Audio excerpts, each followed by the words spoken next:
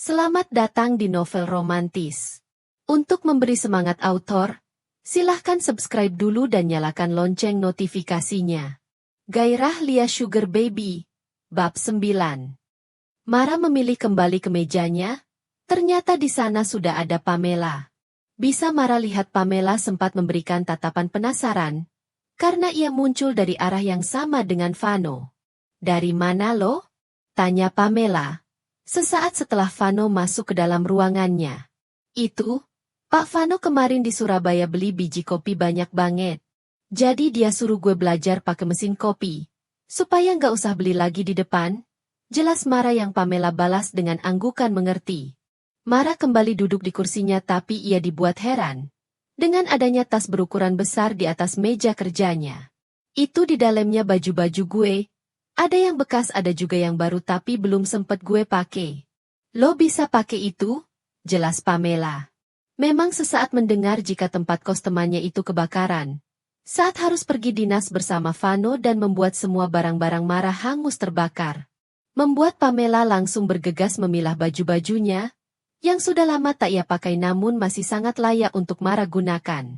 "Sorry ya, Ra, gara-gara gue," ucap Pamela penuh sesal. Pamela merasa jika ini salahnya juga, karena dirinya yang meminta Vano agar Mara menggantikannya pergi menemani bosnya itu pergi dinas. Sebab untuk sementara ini ia belum bisa bepergian jauh. Jika saja Mara tak menggantikannya, mungkin saja Mara masih bisa menyelamatkan barang-barangnya.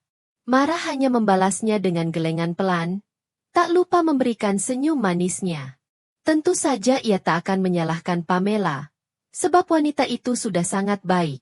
Karena Pamela dirinya bisa bekerja di perusahaan ini. Meski pada akhirnya kini Mara sedang mengumpulkan kembali uang untuk membayar biaya penalti, agar ia bisa secepatnya keluar dari sini. "Kalau butuh apa-apa, pokoknya lo jangan sungkan bilang sama gue." "Iya, Mel," ucap Mara yang merasa sangat tersentuh dengan kebaikan yang Pamela lakukan. Mara beruntung ia dipertemukan dengan seseorang sebaik Pamela. Selanjutnya keduanya mulai sibuk dengan pekerjaan mereka masing-masing. Hari itu Mara lebih sibuk menerima telepon dari beberapa orang yang ingin bertemu dan membuat janji dengan Vano. Seperti biasa Mara juga belajar banyak dari Pamela, karena sebentar lagi wanita itu akan cuti menikah, dan ia yang sementara menggantikan pekerjaan wanita itu. Tepat saat masuk jam makan siang, Mara mendapat pesan dari Vano berupa ajakan makan bersama. Tapi Mara tak menggubrisnya. Ia memilih mengikuti Pamela yang mengajaknya makan restoran Jepang yang ada di seberang kantor. Sepanjang berjalan beriringan bersama Pamela keluar dari gedung kantor, Mara merasa beberapa pasang mata yang berpapasan dengan mereka terang-terangan memberikan tatapan sinisnya. Namun Mara juga melihat, jika Pamela membalas dengan tak kalah sinis, tak lupa wanita itu juga menunjukkan tatapan angkuhnya. Mara tahu betul itu semua terjadi, sebab ada rumor yang menyebutkan jika Pamela adalah simpanan Vano. Beberapa orang bergosip jika kedekatan Vano dan Pamela tidak wajar. Apalagi dengan mudahnya Pamela bisa menggantikan posisi sekretaris Vano sebelumnya. Padahal yang tak mereka tahu, jika Pamela masih memiliki hubungan kerabat dengan Vano. Tapi memang sengaja tak Pamela umbar. Meski belum lama menjadi partner bekerja, Mara juga langsung tahu jika Pamela sangat cekatan. Pantas saja jika Vano sangat mempercayai apapun kepada Pamela termasuk dalam perekrutannya saat itu. Entah apa jadinya jika mereka semua tahu. Jika dirinya lah perempuan itu, perempuan simpanan Vano. Mungkin ia akan terus-menerus menjadi bahan gosipan. Iri, gumam Pamela memutar bola matanya jengah, sambil sengaja mempercepat langkah kakinya. Mara juga tentu saja ikut mempercepat langkahnya untuk mengimbangi wanita itu. Mereka hanya perlu berjalan kaki menyeberangi jalan raya untuk sampai di restoran tersebut. Keadaan restoran siang ini sangat ramai, tapi untungnya mereka masih bisa mendapatkan tempat duduk. Mara memilih memesan sushi makanan kesukaannya. Sedangkan Pamela sendiri memesan sekaligus 2 mangkuk ramen dengan kuah yang berbeda. Mara menikmati makannya dengan tenang, berbanding terbalik dengan Pamela yang tampak gerasak-gerusuk, tak seperti biasanya. Melihat itu tentu saja Mara heran. Pamela seperti orang yang belum makan selama berhari-hari. Dari semalam gue mau ramen ini. Akhirnya kesampean juga, ujar Pamela di sela kunyahannya. Ngidam lo? Tanya Mara asal saja. Namun siapa sangka Pamela malah membalasnya dengan senyuman lebar. Serius? Tanya Mara kembali. Memastikan karena tadi ia hanya asal saja berbicara. Namun respon yang Pamela beri malah di luar dugaannya. Lupa pakai kondom, ujar Pamela, sambil terkekeh pelan. Mara sendiri hanya bisa menggelengkan kepalanya pelan. Padahal pernikahan Pamela akan dilaksanakan kurang dari 10 hari lagi, dan Mara tahu akan diadakan pesta besar-besaran. Mara hanya khawatir, jika Pamela kelelahan yang malah akan berdampak pada kandungannya. Jangan ember ya, lo. Iya, aman. Diam-diam Mara terus memperhatikan Pamela, yang masih dengan lahap menikmati makannya. Baru Mara sadari jika tangan wanita itu terus berada di perutnya. Mara tentu tidak akan menghakimi Pamela, setidaknya hubungan yang Pamela jalani, karena mereka sama-sama saling mencintai, tak seperti dirinya yang didasari oleh materi.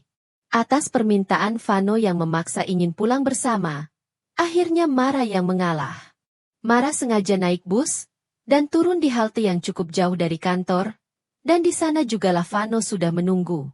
Mara sengaja melakukan itu, untuk menghindari pertemuan dengan orang-orang yang sekitarnya ia kenali. Sebelum masuk ke dalam mobil Vano yang ternyata sudah menunggunya, Mara sengaja melihat keadaan sekitar. Setelah memastikan jika aman, barulah Mara masuk dan ia langsung disambut oleh pelukan dari Vano, yang langsung Mara dorong pelan. Vano menjauh. Sebab wajahnya yang Vano cium berdebu dan juga berminyak. Berat banget ternyata.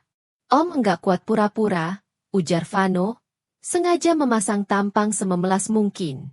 Tadi selama di kantor, Mara terus hilir mudik keluar masuk ke ruangannya. Tapi ia harus menahan diri untuk tidak melumat bibir Mara, ataupun menarik turun rok yang Mara kenakan, agar ia bisa menggempur kemeh wanita itu di dalam ruangannya. Di rumah bisa bebas, ucap Mara sambil memberikan usapan di dada Vano.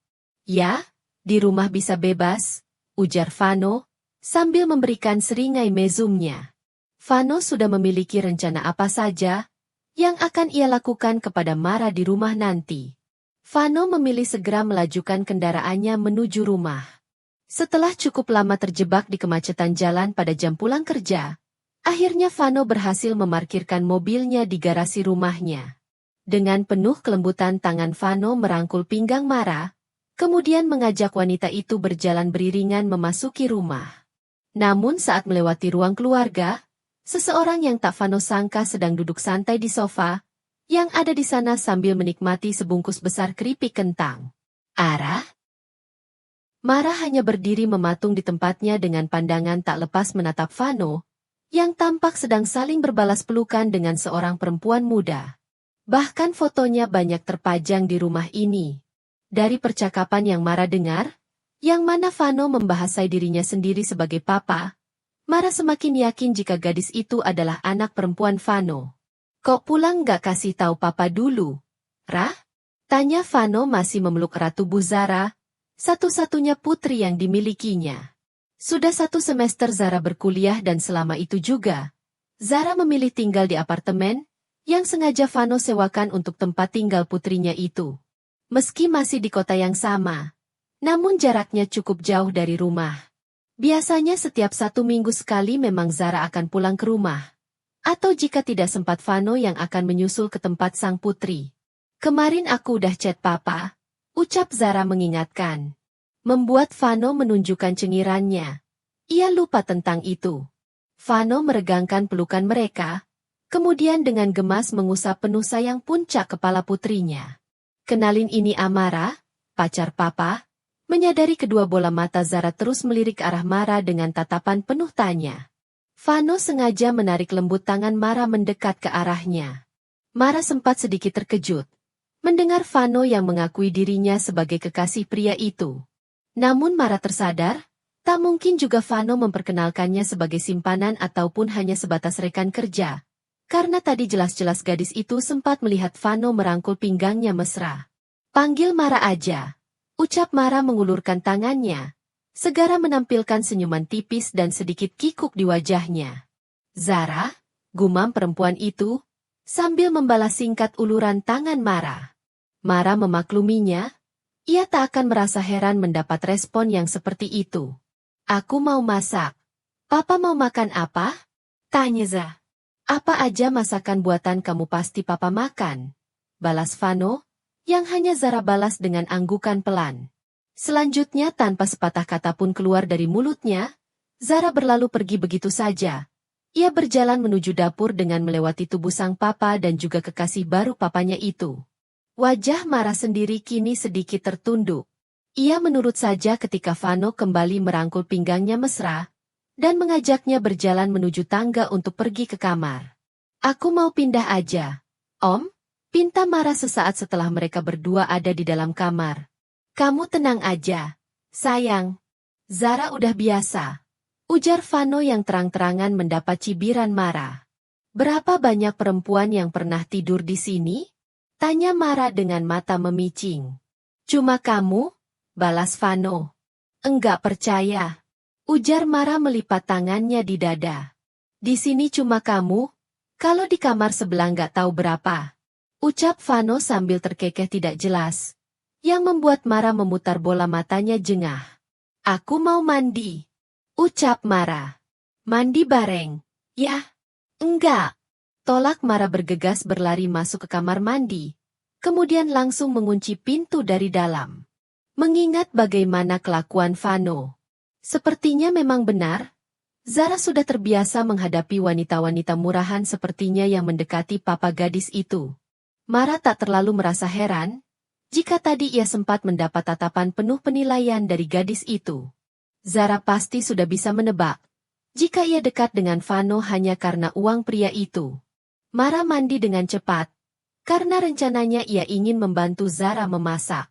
Selesai mandi dan kembali berpakaian, Mara langsung melangkah pergi menuju dapur, meninggalkan Vano yang kini sedang gantian menggunakan kamar mandi untuk membersihkan diri.